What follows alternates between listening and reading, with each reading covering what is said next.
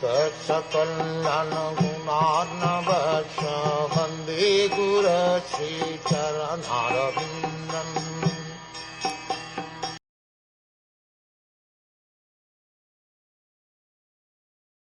Sri Maitreya said, Swayambhuva Manu begot 3 daughters in his wife Shatarupa, and their names were Akuti, Devhuti, and Prasuti.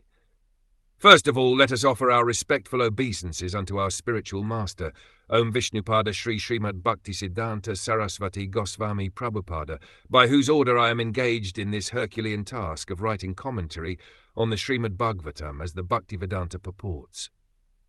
By his grace we have finished 3 cantos already, and we are just trying to begin the 4th canto.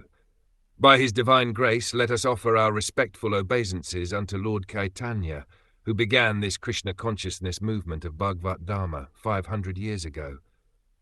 And through his grace let us offer our obeisances to the 6 Goswamis, and then let us offer our obeisances to Radha and Krishna, the spiritual couple who enjoy eternally in Vrindavan with their cowherd boys and damsels in Vrajbhumi.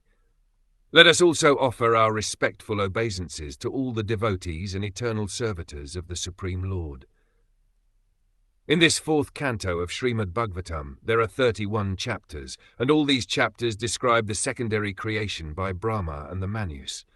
The Supreme Lord himself does the real creation by agitating his material energy, and then, by his order, Brahma, the first living creature in the universe, attempts to create the different planetary systems and their inhabitants, expanding the population through his progeny, like Manu and other progenitors of living entities, who work perpetually under the order of the Supreme Lord. In the first chapter of this 4th canto, there are descriptions of the 3 daughters of Swayambhuva Manu and their descendants. The next 6 chapters describe the sacrifice performed by King Dakshan and how it was spoiled. Thereafter, the activities of Maharaj Dhruva are described in 5 chapters. Then, in 11 chapters, the activities of King Prithvu are described, and the next 8 chapters are devoted to the activities of the Prashta kings. As described in the first verse of this chapter, Swayambhuva Manu had 3 daughters, named Akuti, Devhuti, and Prasuti.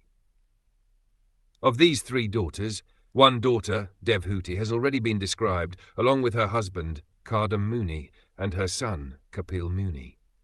In this chapter, the descendants of the first daughter, Akuti, will specifically be described. Swayambhuva Manu was the son of Brahma. Brahma had many other sons, but Manu's name is specifically mentioned first because he was a great devotee of the Lord.